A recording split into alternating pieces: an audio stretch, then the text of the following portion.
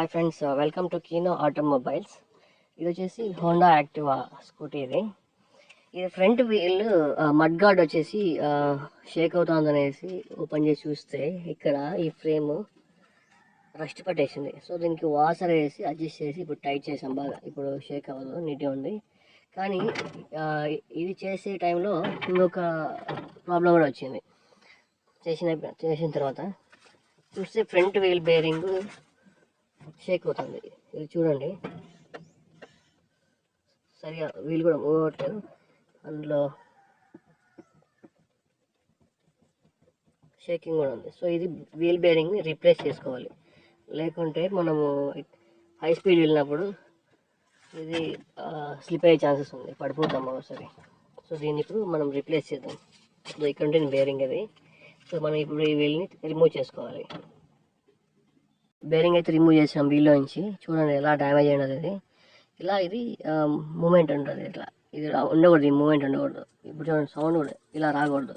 So దీనివల్ల ఏమవుతుందంటే మనము హై స్పీడ్ వెళ్ళేటప్పుడు బైక్ స్కిడ్ ఇంబ్యాలెన్స్ అయ్యే ఛాన్సెస్ ఉంటుంది. సో దీన్ని మనం చెక్ చేసుకుంటూ ఉండాలి అప్పుడప్పుడు. సో ఒక బేరింగ్ అయితే చెక్ చేసాం, డ్యామేజ్ అయ్యింది. దీనికి 2 బేరింగ్స్ ఉంటాయి, ప్రతి వీల్కి 2 బేరింగ్సే ఉంటాయి.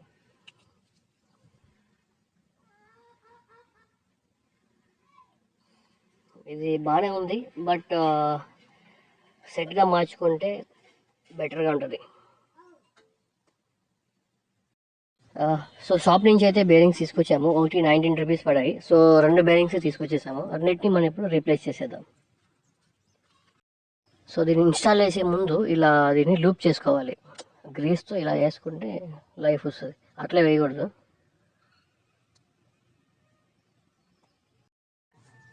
సో ఫ్రెండ్స్, ఫిక్స్ చేసాం వీలైతే. ఇప్పుడు షేక్ అవ్వట్లేదు, చాలా స్మూత్గా వెళ్తాం ఇప్పుడు. కావాలంటే చూడండి, అది కిందకి చూడండి. ఇంతకుముందు అయితే కొంచెం గ్రైండింగ్ సౌండ్ లాగా వస్తుంది, ఇప్పుడు చాలా స్మూత్గా వెళ్తుంది. సో మరిన్ని వీడియోస్ కోసం మా ఛానల్ని సబ్స్క్రైబ్ చేయండి. Thanks friends.